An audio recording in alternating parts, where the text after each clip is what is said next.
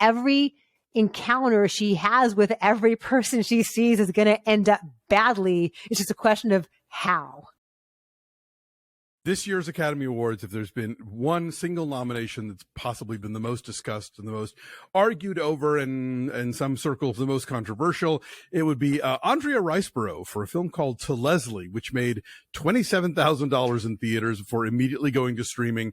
But because of a let's say direct campaign put together by the wife of the film's director, she is now one of the 5 Best Actress nominees. And so Christy and I went back and took a look at the movie. I won the lottery. I was the one who won the lottery. Help yourself. You always do.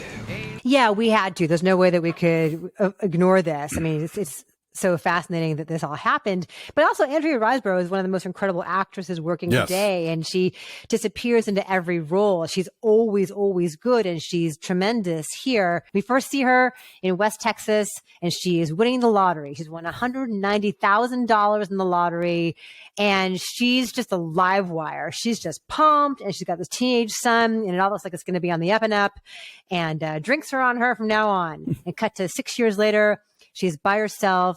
She is emaciated. She is like trembling and smoking and like hiding from the guy who runs the cheap motel where she is living. And it's how she tries to put her life back together, how she for a long time is just struggling day by day, hour by hour to get that next drink. She's such an alcoholic. She is so hooked. She is so disheveled. Like that's her entire purpose, is just to find the next drink, to find cash for whatever she can, to swindle or charm or cajole or do whatever she must to get money out of people. She meets back up with her son, her estranged son, who we find out she has not seen since right around that time when she won the big jackpot. Everyone's kind of given up on her, and you can see why. I mean, she's a total mess. She's a total whirlwind. She's very untrustworthy, and people have tried to help her over time, and all she's done is abuse that and just continue drinking. And it's a pretty standard indie story of redemption, you know, in a lot of ways. And it's got this incredible supporting cast, including Allison Janney, Stephen Root. Marc Maron is fantastic in this.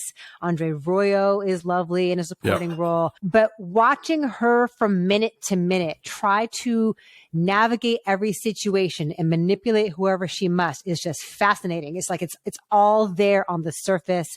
It is so alive. It is so volatile. It is so tense because you know that every encounter she has with every person she sees is going to end up badly. It's just a question of how, you know? And I thought she was great. There are some kind of feel good, cheesy things that happen toward the end that I didn't need. And that's all I'm going to say. There are some relationships that evolve in ways that are very obvious when they would have been more powerful had they remained ambiguous, I think. But she is spectacular the whole way through. There's a lot of cheese here, I think. Because I think if you're going to do an addiction drama with a character who is this far gone and this much of a mess and this much of a user and this much of and I don't mean a drug user, I mean like user of other people. She uses people, yeah. Yeah, this manipulative. The road back is harder than this. Like, she basically gets Marc Maron, who just like drops out of the sky like this angel, who doesn't know her, doesn't have a past with her, and like just gives her chance after chance after chance, even though everyone is telling him not to. And it's meant to be explained by the fact that his ex-wife was also an alcoholic and whatever. But like, I didn't buy it. I didn't buy the fact that he would just be so nice and so accommodating and so giving. It's too easy. It's too easy. And then when you get to the stuff at the end, it's really too easy. I didn't need that. Yeah. So, and then as far as her performance goes, it's good. Yeah. It's intense. She always brings it. But one of the things that I like about Riseborough as an actress is that I don't feel like in her best work, I don't feel like I'm catching her acting. Like even in a movie like the otherwise forgettable Maid in Dagenham. Do you remember that one? Yeah. Are they working at a factory? Yes. The women who work at the car plant in England and they go on strike. like that was the movie where I was like, I'm going to remember your name because you're so good in this and you're so like completely natural. And it's like they plucked you out of a documentary and just shoved you into this movie. And even in something as loony pants as like Mandy, you know, like she's awesome, has this amazing kind of human center to things. And this one, it's a good performance, but like it's so showy and so broad. It's the kind of performance that I understand why all these other actors were shilling for it, because it's a very acting performance. It's all right there, as you said, on the surface. And that's not always a good thing, I think. I felt like I was just watching her act, which is different than watching her be, you know, watching her create this real character. So, but yeah, it gives her a lot of opportunities to play the big, like, drunky moments and play the big regretful moments and whatever else.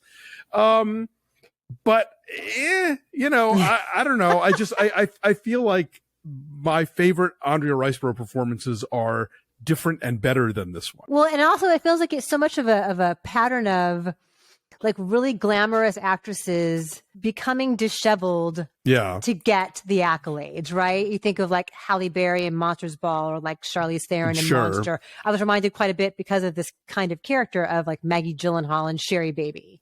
Right? Like the self-degradation as like the accomplishment in and of itself. And this movie butts up against blue collar cosplay the way that Sherry Baby does, but without going over. Like, I was going to ask you that. Is it like white trash poverty porn? A little poverty porn, as they would say in the 40-year-old version. But I mean, like, it wasn't, I felt like they kept it reasonably in check. Allison Janney is really going big on this one. I found it a little much. Andre Royo, always a delight, you know. Marc Maron is good. Like I think so too. Gives this character far more credence than he deserves as written, because as written, he is such a plot device to fix her. So yeah, I don't know. I'm kind of mezzo, and I'm as Katharine Hepburn allegedly said, somebody said it, and it's true.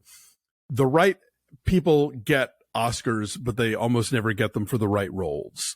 So if this is Andrea Riseborough's, you know, Scent of a Woman to make up for not honoring her for, you know, Godfather 2, then, you know, I get it. It's fine.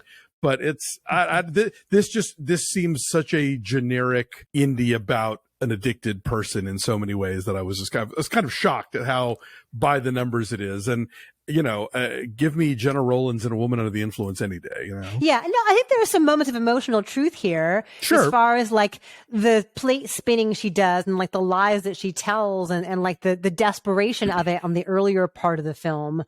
She just can't help herself. Like I found all that to be quite true. This is directed by Michael Morris, whose wife is Mary McCormick, who was one of the main campaigners for her, and written by Ryan Binaco.